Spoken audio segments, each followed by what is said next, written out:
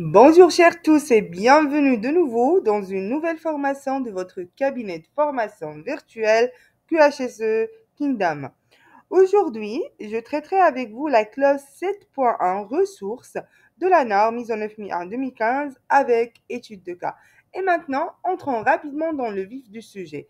Les sujets traités seront 7.1.1 généralité, 7.1.2 ressources humaines, ensuite 7.1.3 infrastructure, pour passer à 7.1.4 environnement pour la mise en œuvre des processus, puis 7.1.5 ressources pour la surveillance et mesures, pour finir avec 7.1.6 connaissances organisationnelles. Comme vous le remarquez, le point 7.1.4 environnement pour la mise en œuvre des processus est écrit d'une couleur différente. C'est parce qu'il sera traité différemment à travers cette formation. Je vais lui donner plus de poids et plus d'importance lors des explications et aussi lors des cas pratiques. Pourquoi? Tout simplement parce que les trois premiers points sont assez simples et très bien expliqués dans la norme et les deux derniers points ont été déjà traités dans des vidéos sur la chaîne. Je vous laisserai en tout cas les liens de ces vidéos. Et maintenant, poursuivons. Sur 7.1.1 généralité, sur la norme, l'organisme doit identifier et fournir les ressources nécessaires à l'établissement, la mise en œuvre, la mise à jour et l'amélioration. De quoi? Du système de management de la qualité. Brièvement, ça veut dire que l'entreprise doit financer son système de management de la qualité. Pourquoi? Pour assurer suffisamment de ressources, soit en matière de personnes, équipements, logiciels ou matériel. Et ça, pour non seulement mettre en place le système de management de la qualité, mais aussi pour le maintenir et l'améliorer à long terme. Et c'est ça ce qu'on appelle l'amélioration continue. Toujours sur la 7.1.1, l'organisme doit prendre en compte, petit a, les capacités et les contraintes des ressources internes existantes. Chaque organisme a bien entendu ses ressources internes, mais il faut savoir que les ressources internes sont limitées. Ils ont des capacités limitées et comme il y a des contraintes qui peuvent les limiter encore plus. Petit b, ce qu'il est nécessaire de procurer auprès de prestataires externes sans trop compliquer les choses. Lorsque l'organisation organise les ressources, ces ressources dont elle a besoin dans le cadre de l'exercice de cette activité, elle cherche à voir ce qui est disponible en interne tout d'abord. Et ça, c'est normal et évident. Donc, ce qu'elle a déjà au sein de l'entreprise. Et s'il y a des lacunes ou des gaps au niveau de ce qu'elle possède, elle doit s'approvisionner en externe auprès d'autres fournisseurs. Logique, normal, poursuivons. Maintenant, le point le plus sensible dans une entreprise qui est les ressources humaines sur la 7.1.2. Pourquoi sensible? Parce que sans ressources humaines, l'activité ne peut pas avoir lieu. Sans les compétences et les connaissances des ressources humaines, la roue ne peut jamais tourner. Alors, sur la norme, l'organisme doit déterminer et fournir les ressources humaines nécessaires. Nécessaires à quoi? À la mise en œuvre efficace de son système de management de la qualité, ainsi qu'à quoi? La mise en œuvre et à la maîtrise de ces processus. Chose qui est hyper évidente, c'est que la mise en œuvre efficace du système de management de la qualité ne peut pas avoir lieu sans ressources humaines compétentes et la mise en œuvre et la maîtrise des processus aussi. Comme vous l'avez constaté sur la vidéo de interaction des processus, chaque fiche processus a une case hyper importante qui est le pilote processus. Chaque processus ne peut pas tourner sans son pilote. Il est responsable du fonctionnement du processus. Ça, c'est très bien. Alors, brièvement, l'entreprise doit disposer de suffisamment de personnes compétentes destinées à la mise en œuvre du système de management de la qualité et à l'exploitation et au contrôle de ces processus.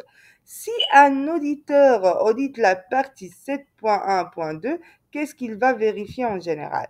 Généralement, il regarde l'organigramme pour découvrir l'hiérarchie des positions au sein de l'entreprise et aussi les missions de chaque poste.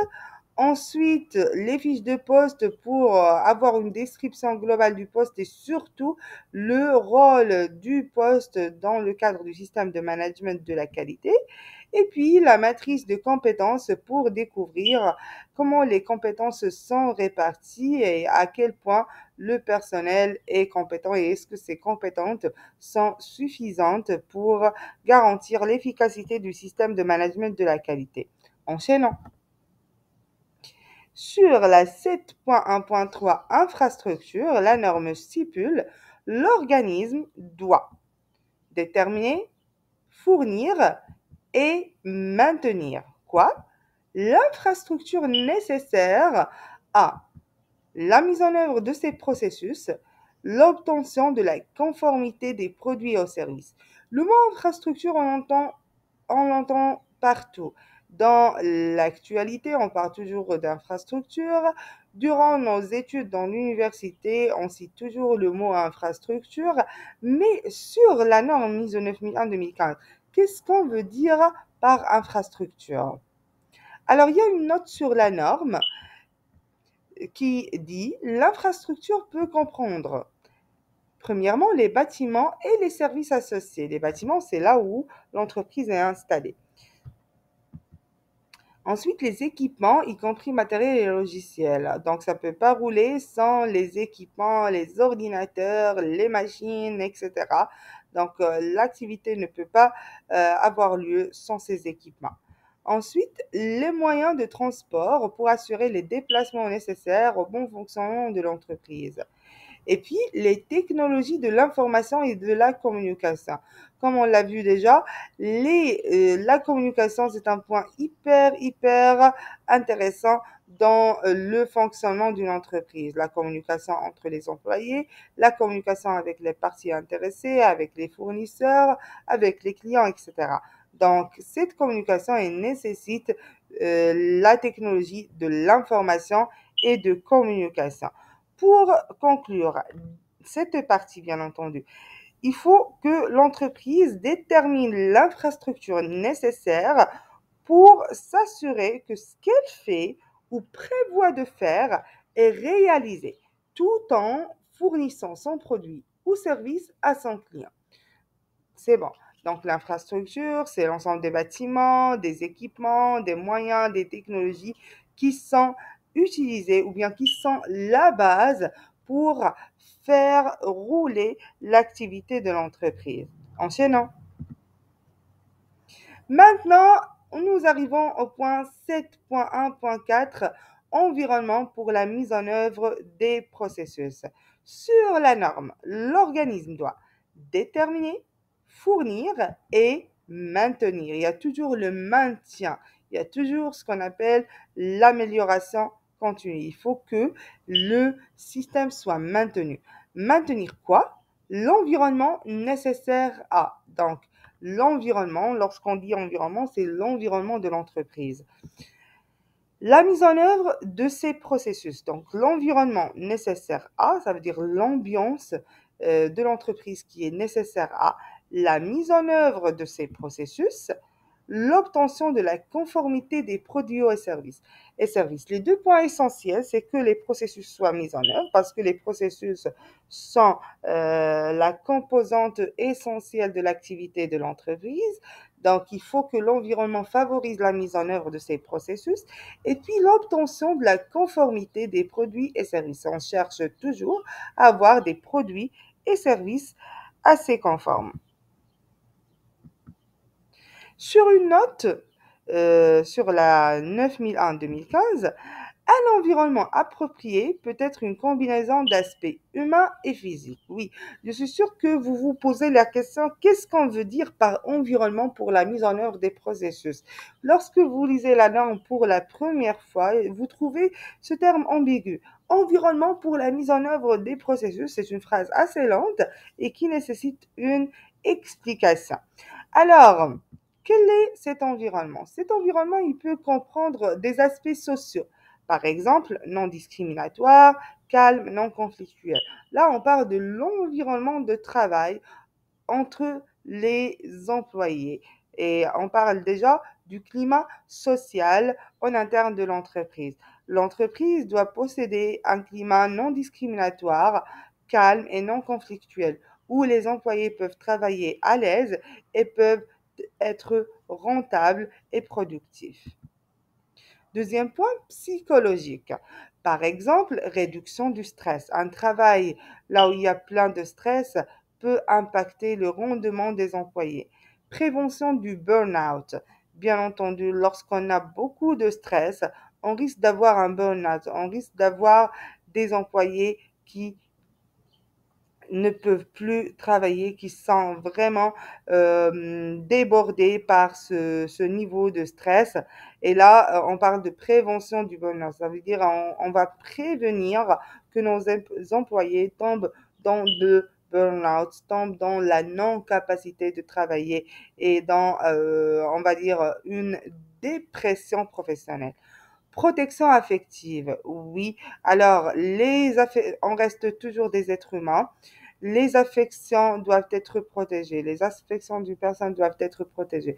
La personne ne peut pas être harcelée, ne peut pas être humiliée, doit travailler dans un climat calme et sain afin d'être productif. Alors tout ça, il faut le prévenir dans le cadre d'un environnement sain pour la mise en œuvre des processus. Ensuite, physique. Physique, par exemple, température, chaleur, humidité, lumière, circulation d'air, hygiène et bruit. Nous sommes des êtres humains, nous sommes affectés par le climat qui nous entoure. C'est pourquoi les facteurs physiques nous impactent au sein de l'entreprise. S'il est très chaud, on est impacté. S'il est trop froid, on est impacté. C'est pourquoi on doit chercher le confort thermique au sein de l'environnement pour la mise en œuvre des processus. Si c'est trop humide, notre santé est impactée. Si ce n'est pas très bien éclairé, on ne peut pas très bien voir ce qu'on fait. Et là, ça peut impacter notre travail. La circulation d'air, on a toujours besoin de respirer. On a toujours besoin d'un environnement hygiénique, une bonne hygiène. Et le bruit, bien entendu, lorsqu'il dépasse un minimum, ça peut être une nuisance et ça peut vraiment perturber la qualité de votre travail. Alors, ces aspects peuvent varier considérablement selon les produits et services fournis. Donc, il faut savoir que ces aspects, ils varient selon les produits et services fournis. Ça veut dire on peut avoir plus d'aspects selon l'activité, on peut avoir moins. Ça dépend parce que toute activité est différente de l'autre. Donc, jusqu'ici, on a une idée sur ce qu'on veut dire par l'environnement pour la mise en œuvre des processus. Mais j'ai la sensation et le sentiment que vous avez encore plus besoin d'informations par rapport à la définition de ce terme. Alors, l'environnement pour la mise en œuvre des processus, c'est les conditions qui existent sur le lieu de travail, tout court. Les conditions de travail, les conditions qui existent sur le lieu de travail. Ces conditions affectent et sont nécessaires au déroulement des processus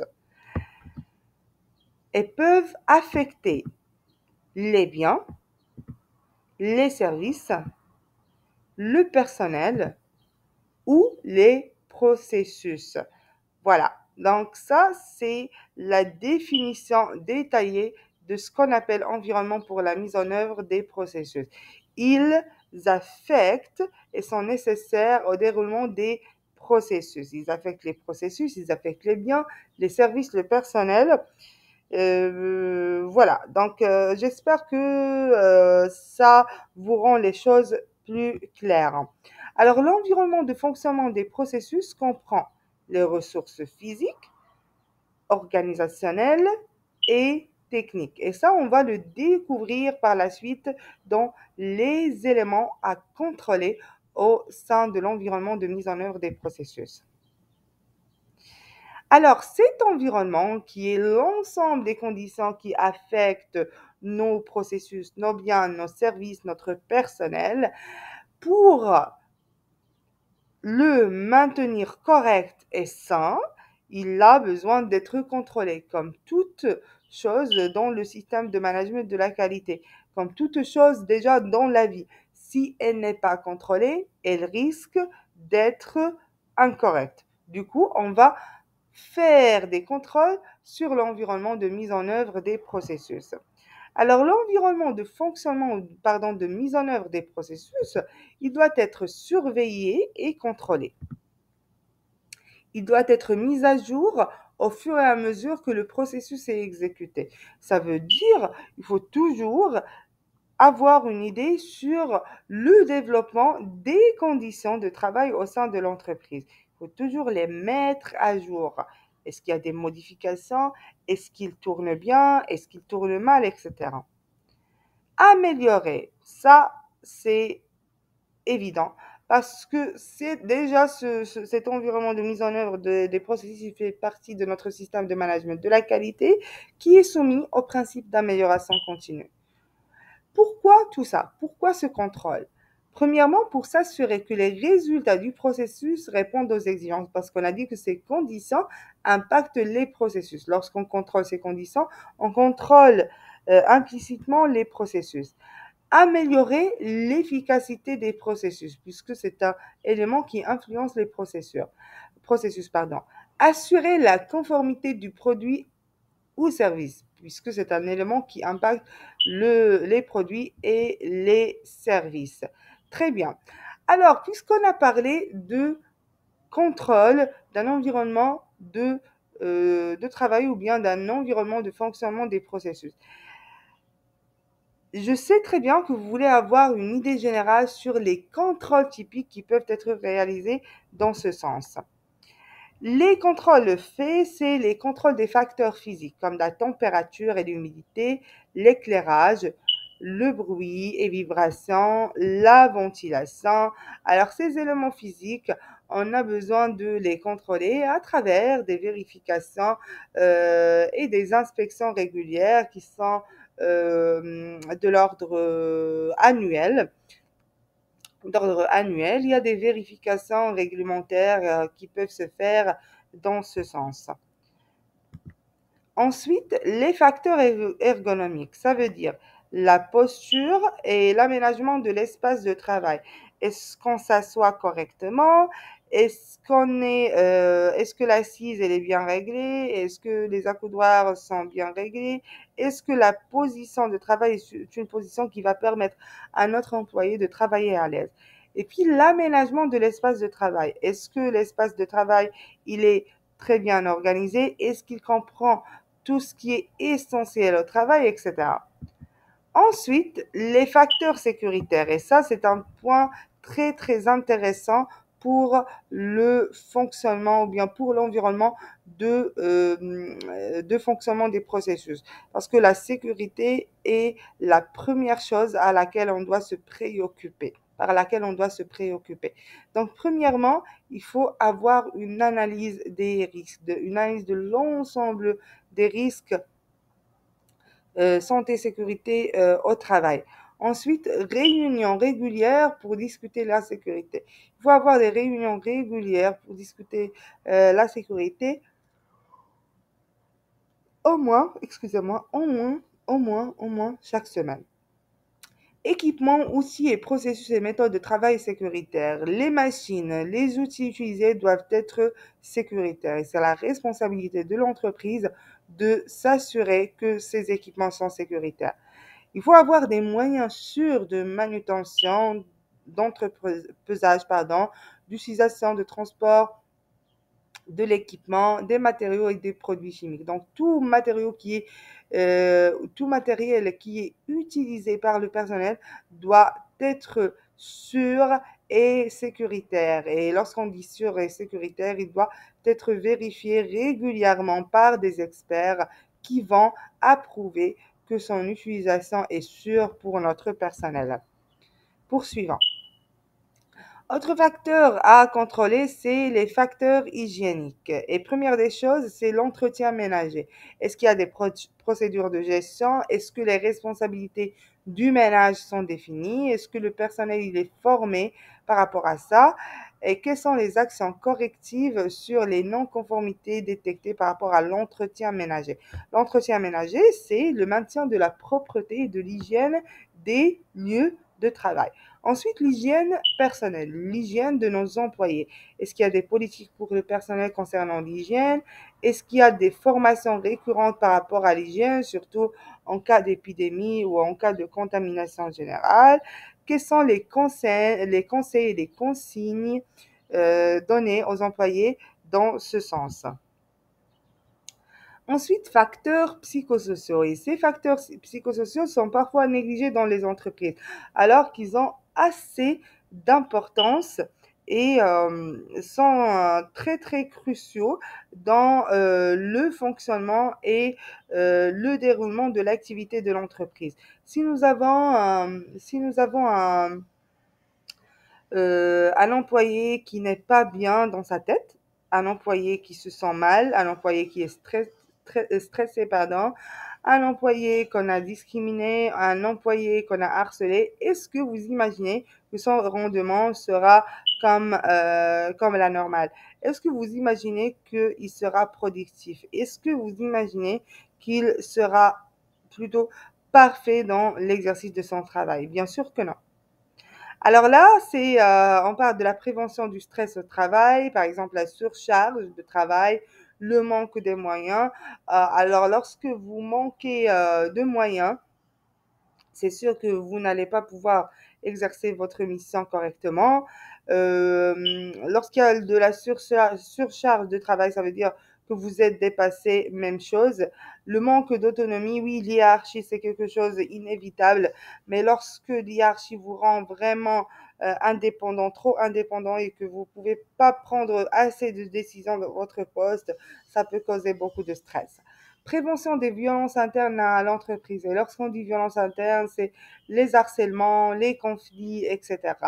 Les violences internes ont un très très grand impact sur la psychologie des employés.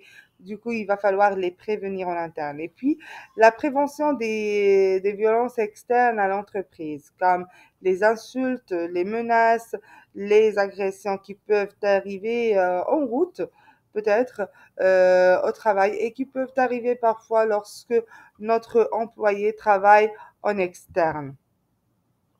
Et puis, facteur communicatif, fourniture de formation et d'instruction. La communication, elle est très, très intéressante dans l'entreprise. Sans communication, on ne peut pas communiquer les instructions, on ne peut pas communiquer les procédures, les mises à jour des processus, on ne peut pas communiquer les nouveautés, l'actualité de l'entreprise, etc.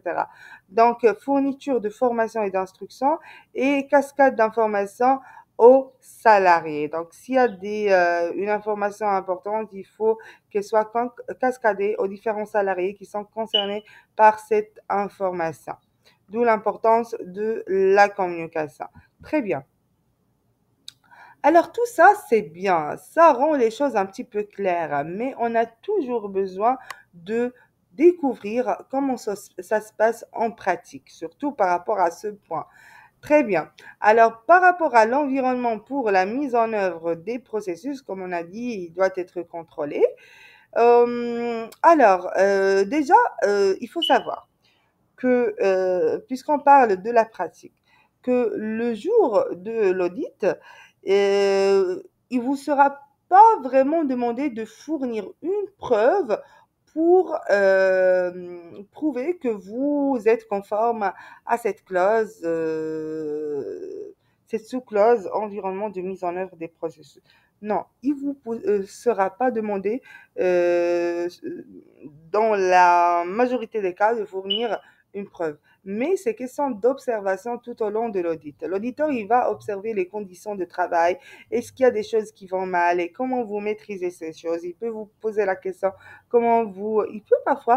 il peut peut-être se trouver face à une hausse anormale de température et un inconfort thermique au niveau de l'entreprise. Donc là, il va peut-être vous poser la question, comment vous réglez les températures en interne? Est-ce que vous avez un système de chauffage et de climatisation bien réglé, etc. Comment vous gérez les choses? Donc, c'est question d'observation et puis il peut détailler un point qu'il souhaite détailler. Très bien. Mais pour avoir une idée explicite sur comment ça se passe et comment l'environnement de processus se concrétise et pour avoir déjà une idée concrète sur cet élément qui reste toujours abstrait et que plusieurs personnes trouvent ambigu, de lire sur la norme environnement pour la mise en œuvre des processus et parfois ils disent ah pourquoi lorsqu'ils passent l'audit ils trouvent que ça n'a pas été audité. Mais non, ça a été audité implicitement lors des observations de l'auditeur et peut-être qu'il n'a pas observé quelque chose assez importante à constater lors de l'audit. Voilà. Donc, voici un tableau de l'ensemble des choses que vous pouvez contrôler avant l'audit et vous pouvez même utiliser cette liste pour faire l'inspection de votre environnement de travail. Donc, la liste, vous n'êtes pas obligé d'utiliser cette liste, mais de préférence, utilisez-la pour être sûr que votre environnement de mise en œuvre des processus est sain et que vous allez, bien entendu, éviter toute remarque ou tout constat de la part de l'auditeur par rapport à l'environnement de mise en œuvre des processus de votre entreprise. Donc, nous avons cette checklist qui comprend l'ensemble des facteurs à auditer avec, bien sûr, les réponses oui, non, la confirmation, est-ce que ça fonctionne très bien ou ça ne fonctionne pas comme prévu. Et puis, si vous avez des commentaires ou des actions requises par rapport à ça. Alors, pour les facteurs physiques, comme on l'a déjà mentionné, température et humidité. Est-ce que les températures ambiantes sont-elles adaptées? Est-ce qu'il y a un système de chauffage et climatisation sur place? Alors, éclairage. Est-ce que le niveau général de l'éclairage est adéquat? Voilà, donc là, l'éclairage, c'est très important pour voir les choses sur lesquelles vous travaillez. Donc, il faut avoir un niveau général de l'éclairage adéquat. Est-ce que les locaux de travail disposent d'une lumière naturelle suffisante? La lumière naturelle est aussi importante au cours de la journée. Comme vous pouvez le voir, c'est trop néfaste d'avoir une lumière, de ne pas utiliser la lumière naturelle et d'utiliser tout le temps la lumière artificielle. Donc, si on peut utiliser la lumière naturelle durant la journée, c'est bénéfique déjà pour la santé et c'est bien sûr bénéfique pour la facture énergétique aussi. Alors, deuxième partie, c'est bruit et vibration. Euh, alors là, on vérifie est-ce qu'il y a un niveau sonore excessif ou inconfortable. D'accord? Parce que lorsque vous avez un niveau sonore excessif ou inconfortable dans votre entreprise, ça peut impacter le rendement des employés parce que c'est tout simplement c'est gênant. Est-il nécessaire d'élever sensiblement la voix pour parler à quelqu'un à 2 mètres? Lorsque vous êtes obligé d'élever la voix pour que quelqu'un à 2 mètres vous entende, ça, là, vous êtes en face d'une nuisance sonore à régler et à corriger. Est-ce qu'il y a un contrôle de bruit qui a été réalisé? Normalement, il y a des vérifications annuelles pour contrôler le bruit qui doivent être faites au niveau de l'entreprise. Existe-t-il une politique d'achat selon laquelle seules les machines à faible niveau d'émissions sonores sont achetées? Là, on est allé un petit peu plus loin. Euh, donc, on commence par le commencement, donc on commence dans l'origine. Déjà, les équipements utilisés doivent être moins bruyants. Est-ce que la politique achat considère ce point-là? Dans le cas où une protection auditive est requise, les zones de protection auditive sont-elles clairement signalées par les panneaux de sécurité obligatoires? Donc, lorsque vous avez une zone là où il y a beaucoup de nuisances sonores et qu'il est essentiel de porter des anti-bruits, il faut que ça soit mentionné. Les anti-bruits, porter les anti-bruits, hein, une signalisation, là où c'est marqué, ces zones nécessitent le port des anti-bruits, comme pour les autres EPI. Et puis la ventilation. Est-ce que la ventilation générale est adaptée? Maintenant, on va passer aux facteurs ergonomiques. Donc, comme on l'a dit, les postures. Est-ce que les postures au bureau sont réglables, comme par exemple la hauteur du siège, le dossier, les accoudoirs, l'assise de la chaise? Est-ce que le soutien lombaire, il est bien? La hauteur de la table, est-ce qu'elle est réglable? L'écran, le clavier et les souris, la souris, pardon, les documents de travail, est-ce qu'il y a un repose-pied pour éviter d'avoir mal aux pieds? Tout ça, ça concerne l'ergonomie au poste de travail. Si vous êtes intéressé, on peut faire une formation par rapport à ce qui est gestes et posture et ergonomie au poste de travail. Est-ce qu'une formation à l'ergonomie au poste de travail, gestes et posture, est-elle assurée à l'ensemble du personnel? C'est très intéressant d'assurer ce genre de formation en personnel pour les apprendre et les sensibiliser sur comment très bien s'asseoir et comment très bien se positionner pour passer une journée tranquille et non fatigante face à l'écran, comme parfois durant l'exercice des activités externes. Ensuite, l'aménagement de l'espace de travail. Est-ce que la structure et l'état du local sont adaptés aux travaux à exécuter? Alors, il faut que le local soit vraiment adapté à l'activité. Si nous avons un local qui n'est pas adapté à l'activité, ça peut vraiment gêner les employés et ça peut perturber l'activité. Les revêtements du sol sont-ils intacts et antidérapants? Là, on cherche à éviter le risque de chute et le risque de glissade. Donc, il faut toujours s'assurer si les revêtements de sol sont antidérapants. Est-ce que ces revêtements sont-ils imperméables et scellés pour éviter les fuites autour des murs, des tuyaux, des trappes d'inspection? Oui, et donc il faut que toutes les choses soient, pardon, très bien installées pour éviter les fuites. Et puis les plans de travail, est-ce qu'ils sont intacts et faciles à nettoyer? Donc les plans de travail, là où les employés travaillent, par exemple, on va parler peut-être d'une boucherie. Les plans de travail doivent être faciles à nettoyer et intacts. Personne ne doit les toucher à part la personne qui y travaille. Parfait. Toujours là, on va aborder les facteurs sécuritaires et première des choses, c'est l'évaluation des risques, pardon, HSE. Est-ce que des évaluations des risques sont-elles en place pour identifier les dangers? Donc, comme on le sait tous, il y a une analyse des risques HSE qui doit être réalisée et implémentée au sein de l'entreprise. Surtout si l'entreprise cherche à se certifier ISO 45000A. Et là, l'entreprise elle doit évaluer le niveau de risque au niveau de chaque activité et identifier les mesures de contrôle appropriées pour toutes les activités dangereuses. Est-ce qu'il y a des réunions régulières pour discuter de la sécurité qui sont réalisées, ce qu'on appelle des safety meetings? Voilà. Alors, toujours dans ce qui concerne les facteurs sécuritaires, et là, on va parler un petit peu des équipements, des outils, des processus et méthodes de travail.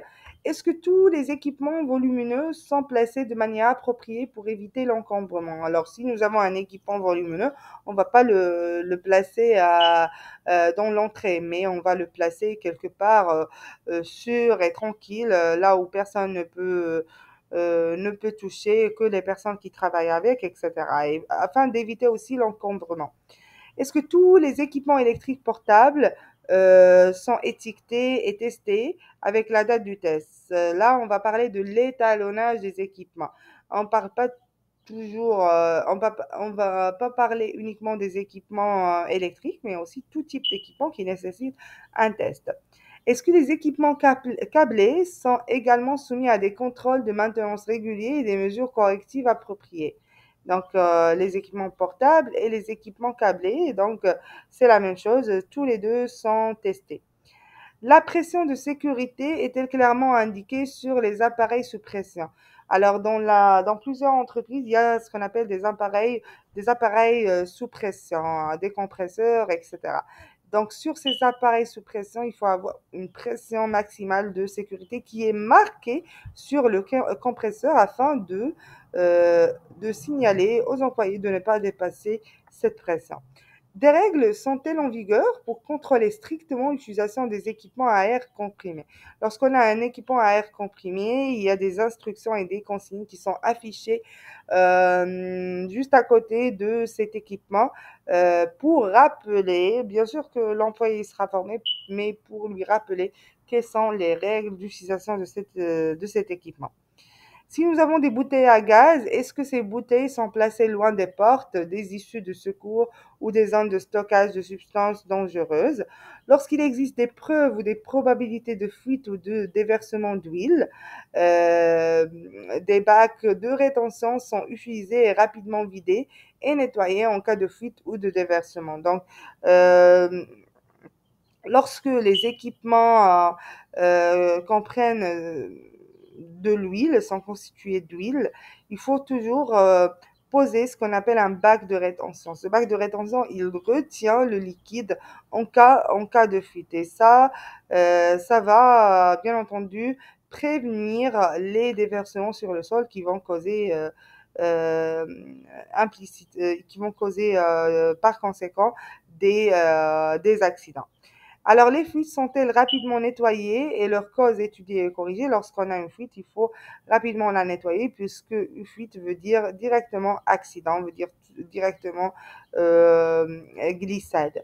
Tous les équipements de travail sont-ils entretenus correctement, conformément aux instructions du fabricant?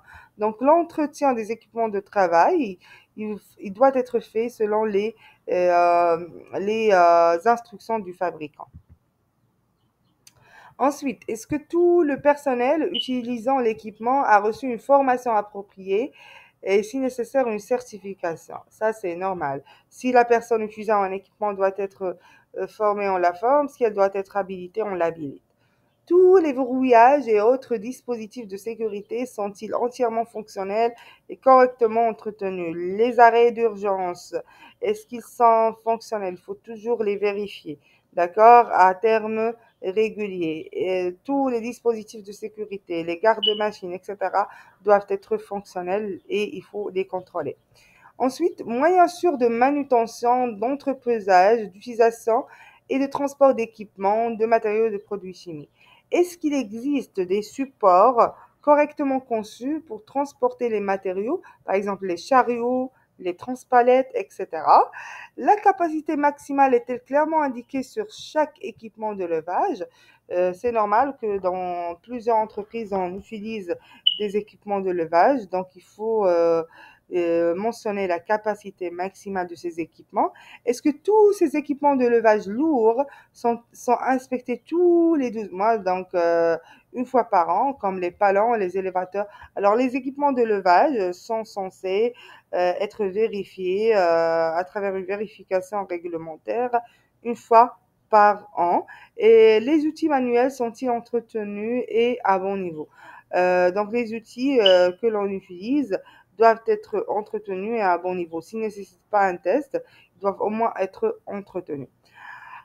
Une partie aussi des facteurs sécuritaires, c'est le stockage. Les zones de stockage, par exemple les pièces, les armoires où sont conservées les substances dangereuses, sont-elles étiquetées avec les symboles de danger appropriés? Donc, il faut étiqueter toutes les choses stockées au sein de l'entreprise. Il faut, si jamais elles sont dangereuses, il faut le mentionner. Toutes les substances dangereuses sont-elles clairement étiquetées, incluant au minimum le nom chimique et les dangers? Oui, les substances dangereuses, là on parle de produits chimiques, doivent être étiquetées, doivent comprendre le pictogramme de danger et ils doivent comprendre leur nom chimique et le danger associé. Ensuite, toujours dans le stockage, est-ce que les réactifs et solvants inflammables sont stockés dans des récipients fermés appropriés, des armoires ou des bacs résistants au feu contenant des bacs de rétention pouvant contenir un 110% du volume du liquide stocké. Là, on parle du stockage des produits chimiques et surtout pour les produits inflammables. Donc, ce type de produit doit être stocké dans des armoires ou des bacs résistants avec des bacs de rétention et qui ont une capacité assez intéressante. Les produits chimiques très toxiques et autres produits chimiques à haut risque sont-ils conservés dans des armoires ou des bacs résistants au feu, verrouillés, contenant des bacs de rétention? Alors, les produits chimiques qui sont toxiques et qui sont inflammables, qui sont toxiques et inflammables, ils doivent être stockés dans des armoires spécifiques au feu et verrouillés. Les bacs de rétention sont-ils régulièrement inspectés, vidés et nettoyés? Les bacs de rétention, c'est des bacs que l'on met sous les conteneurs de produits chimiques pour prévenir les fuites. Donc, en cas de fuite, ces bacs de rétention peuvent retenir le liquide. Du coup, il faut régulièrement les inspecter. Les armoires et les étagères sont-elles solidement fixées? Et oui, ils doivent être solidement fixés pour éviter qu'un produit tombe et qu'il y ait un déversement ou qu'il y ait un accident. Des conteneurs contenant des substances dangereuses sont-ils empilés ou stockés sur leur côté? Donc, si les choses dangereuses, elles doivent être stockées sur le côté et doivent avoir leur propre place de stockage. Comme ça, on connaît très bien que ce sont des substances dangereuses. Les produits chimiques incompatibles sont-ils stockés séparément? Donc, il faut avoir une matrice d'incompatibilité pour savoir quels sont les produits qui sont incompatibles, que l'on ne peut pas mettre ensemble. Et si on les met ensemble, ça va être dangereux. Ça constitue un danger. Ça, il faut le faire. Les produits chimiques secs sont-ils stockés au-dessus de liquide? Donc, les produits secs doivent être stockés au-dessus de liquide. Les poudres sèches en sac sont-elles stockées dans un récipient à un plateau rigide? Donc, on ne prend pas les sacs et on les met directement dans le placard. Non, on prend un plateau et puis on peut mettre ce produit dans le placard. Si jamais le sac il est déchiré, on va avoir un plateau qui va retenir cette poudre. Les conduites d'eau traversent-elles la zone délimitée d'une zone de stockage de substances dangereuses? Les conduites d'eau, on va vérifier si elles traversent la zone délimitée d'une zone de stockage de substances dangereuses. Est-ce que les points de drainage sont situés dans la zone délimitée d'une zone de stockage de substances dangereuses? Les points de drainage. Pourquoi? En cas de fuite, il faut avoir des points de drainage spécifiques afin de pouvoir drainer ces produits. Très bien. Et toujours dans la partie stockage, est-ce que les substances dangereuses, lorsqu'elles sont mouillées, sont-elles stockées au-dessus de la zone protégée de tout magasin de liquide et dans une armoire verrouillée qui porte clairement l'étiquette de danger appropriée? Est-ce que tous les conteneurs de substances dangereuses qui ne sont pas utilisés ont des couvercles bien fermés? Ils ne sont pas utilisés, donc il faut les fermer. Existe-t-il des systèmes clairs en place pour empêcher l'élimination inappropriée de produits chimiques, d'huile et de solvants dans les égouts? Par exemple, la signalisation au-dessus des éviers et autres méthodes d'élimination disponibles. Donc, il faut toujours sensibiliser les employés et les avertir de ne pas verser les produits dangereux dans les systèmes de drainage normaux. Voilà. Ensuite, tout le matériel stocké est-il sécurisé? C'est normal, on cherche toujours la sécurité. Du coup, le matériel stocké doit être aussi sécurisé. Maintenant, on passe au premier secours, un deuxième facteur sécuritaire. Un facteur sécuritaire de plus. Existe-t-il une trousse de premier secours facilement disponible? Chose qui est très essentiel d'avoir une trousse de secours qui est facilement disponible pour aider les gens en cas d'accident, en cas de blessure, etc., pour leur donner les premiers secours. Existe-t-il suffisamment d'affichage informant le personnel de la manière et du lieu où obtenir les premiers secours? Alors là, il faut vraiment travailler sur la communication, donc sur l'affichage, pour que les personnes savent où aller pour obtenir leurs premiers secours. Les boîtes de premiers secours sont-elles vérifiées régulièrement? Donc, ces boîtes de premiers secours ou ces trousses de premiers secours doivent être vérifiées régulièrement pour garantir qu'elles sont en bon état, bien approvisionnées et le contenu il est à jour. Ça veut dire que ce n'est pas expiré. Y a-t-il une station de lavage des yeux adaptée et installée? Pardon.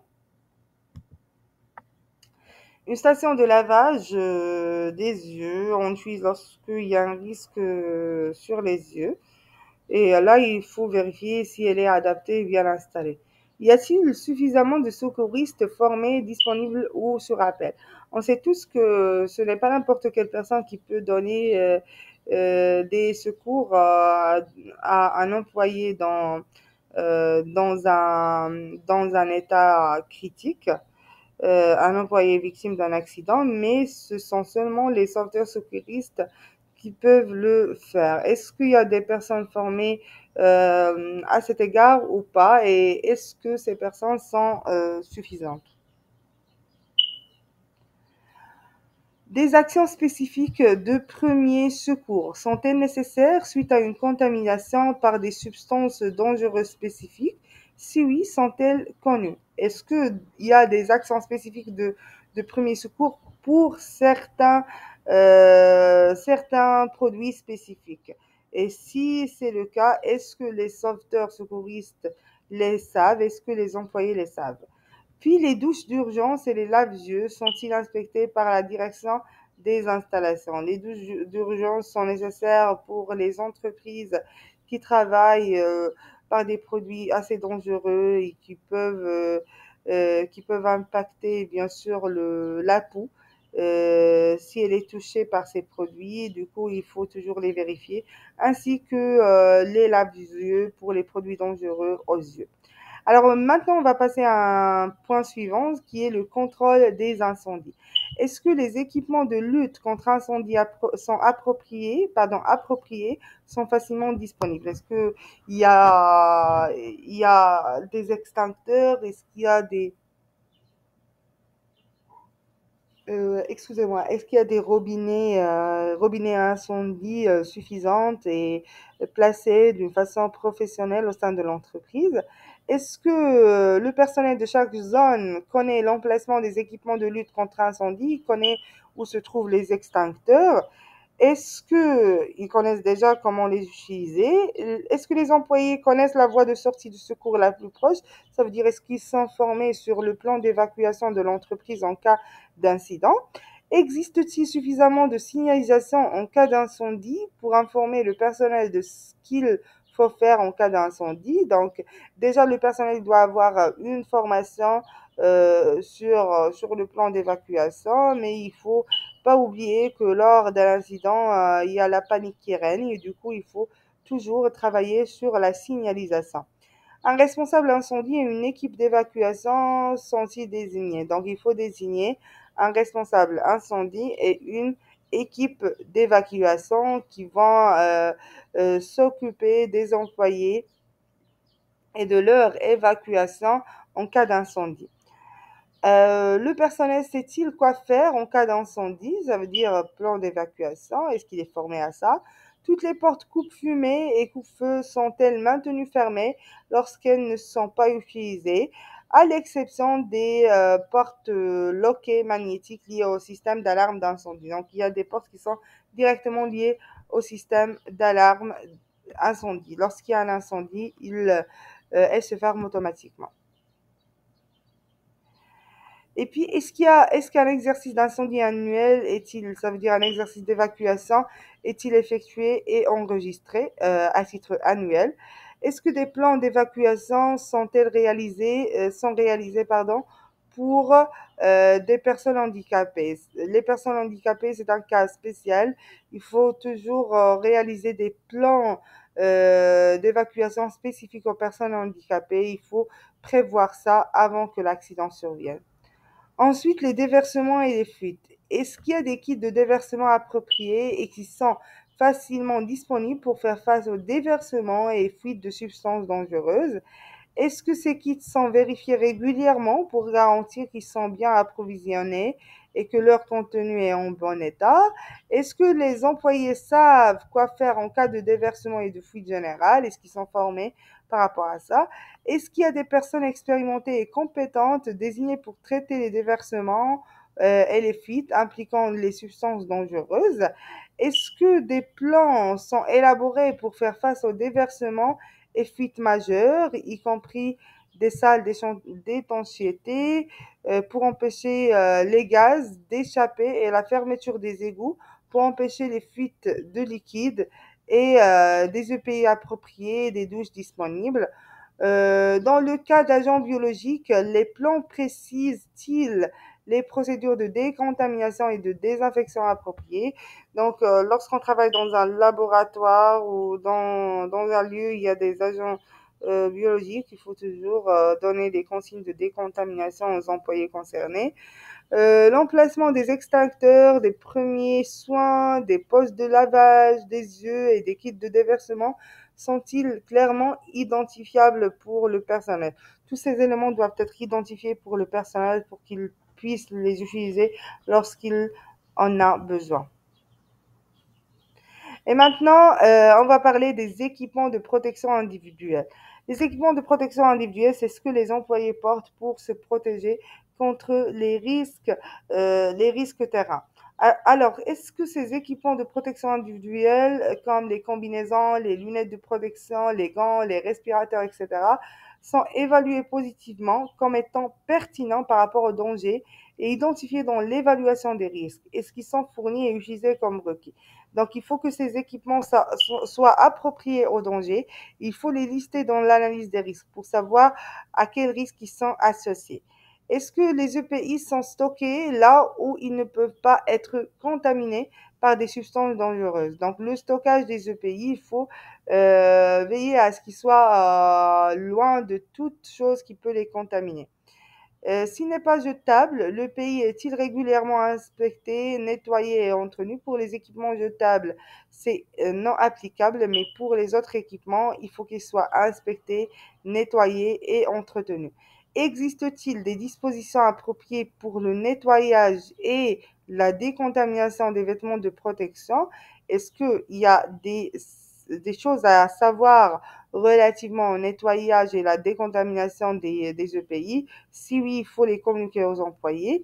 Les zones d'utilisation des EPI, est-ce qu'elles sont indiquées par des panneaux de sécurité obligatoires? Donc, il faut mentionner sur ça, chaque zone indépendante de l'entreprise quel type d'équipement porter.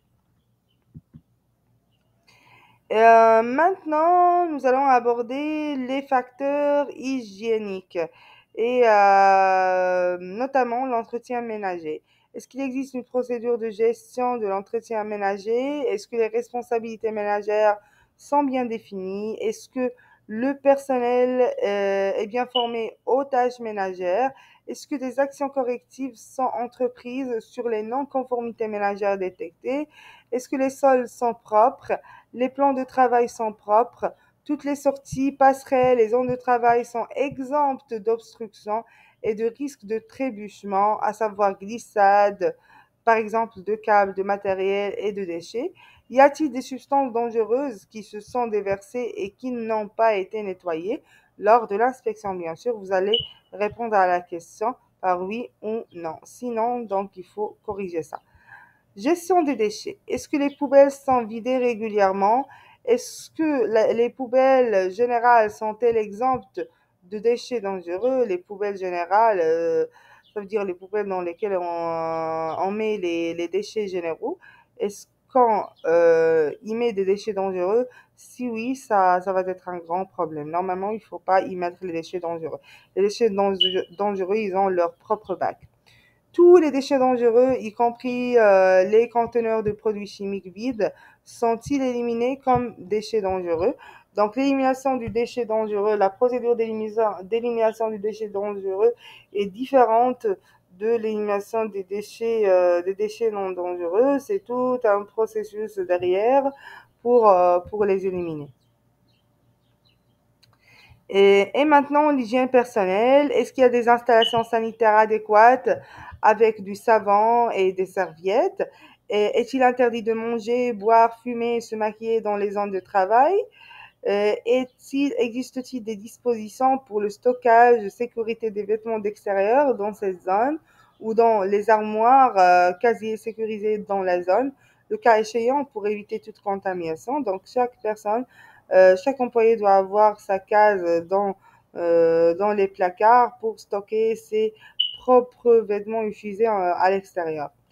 Lorsqu'il existe des installations disponibles dans cette zone où les gens peuvent manger ou boire, ces installations comprennent-elles un approvisionnement adéquat en eau potable pour boire ou remplir les bouillards? Des formations en hygiène sont-elles assurées au personnel? Des consignes en hygiène sont-elles communiquées et affichées? Des procédures sont-elles en place pour éliminer correctement les déchets dangereux? Et maintenant, facteur psychologique. Est-ce qu'il y a une organisation et un manquement de proximité un management, pardon, de proximité de qualité? Donc, il faut être il faut que l'employeur soit proche de ses employés. Pardon, soit lui-même, soit à travers les ressources humaines. Il faut être proche des employés pour savoir quels problèmes ils vivent au sein de l'entreprise. Est-ce qu'il y a une adéquation entre les attentes et les compétences des salariés? Donc, un salarié qui a des attentes spécifiques. On va pas dire il doit avoir des compétences spécifiques, mais les salariés les plus compétents, c'est normal qu'ils nécessitent plus de réponses en matière d'attente. Bonne entente entre pairs. Est-ce que les collègues s'entendent entre eux-mêmes ou pas? Surtout les pairs. Qualité de vie de travail. Est-ce que la qualité de vie au travail, pardon, est saine et sans problème, sans stress, sans surcharge? Il faut prévenir les problèmes de santé physique. Pourquoi? Parce que les problèmes de santé physique peuvent conduire à des problèmes psychosociaux. Établir un plan de prévention des risques psychosociaux. Donc, oui, un plan dans lequel on détaille comment on peut prévenir les risques psychosociaux et on lance des plans d'action par rapport à ça. Facteur communicatif. Tous les membres du personnel ont-ils eu accès à des copies des politiques, des documents, des dispositions, des procédures? Dans tous les documents qui sont normalement communiqués, il faut les communiquer au personnel. L'intégration, la formation et la supervision sont-elles assurées? Donc, toute formation nécessaire au personnel doit être réalisée, l'intégration des nouvelles recrues aussi. Le personnel est-il informé des systèmes de travail sur requis? Donc, il faut l'informer comment il peut travailler en toute sécurité et le former à ça. Parfait. Alors maintenant, nous avons vu en gros quelle est la responsabilité de l'employeur pour garantir un bon environnement de travail sécuritaire. Maintenant, quelle est la responsabilité des employés? Alors, tout employé doit se protéger et protéger ses collègues qui pourraient être affectés par leur action et leur comportement. Très bien, donc il faut se protéger et protéger ses collègues. Utiliser les équipements de protection individuelle appropriés et les vêtements fournis, et signaler tout acte ou toute condition dangereuse et suivre les procédures et les instructions au travail. Alors pour les points 7.1.5 ressources pour la surveillance et mesures et 7.1.6 connaissances organisationnelles, je vais vous laisser dans la description les vidéos sur lesquelles je les ai traitées parce qu'elles nécessitent beaucoup plus de détails et je ne peux pas vraiment les traiter dans cette vidéo. Maintenant, parlons un petit peu de l'audit. Alors, lorsqu'on parle d'audit, il faut savoir que par rapport à l'environnement de mise en œuvre des processus, il s'agit d'un environnement de travail dans son ensemble. Ça veut dire tout est question d'observation tout au long de l'audit. Pas beaucoup de preuves documentées, donc on ne va pas demander beaucoup de preuves documentées. À moins que dans les comptes rendus des revues de direction. Donc la revue de direction, il y a une partie relative à l'adéquation des ressources. L'auditeur, il peut vérifier cette partie pour savoir est-ce que vous avez déterminé les ressources dont vous aurez besoin pour garantir l'efficacité de votre système de management. Notre présentation et notre formation touchent à sa fin. Merci d'avoir suivi cette formation. J'espère qu'elle vous a été bénéfique et qu'elle a effacé un petit peu l'ambiguïté par rapport au point de l'environnement pour la mise en œuvre des processus et que vous avez eu une idée de tout ce qui concerne la clause 7.1 ressources de la norme ISO 9001-2015. Si le contenu a répondu à vos attentes par rapport à cette clause, n'hésitez pas de me laisser un like. Ça m'aide à avoir une idée sur vos réactions. Si vous êtes nouveau sur la chaîne, abonnez-vous pour avoir plus de formations en ligne. Et restez en très bonne santé et pratiquez la QHSE dans un bon environnement, à l'aise et sans problème. À la prochaine!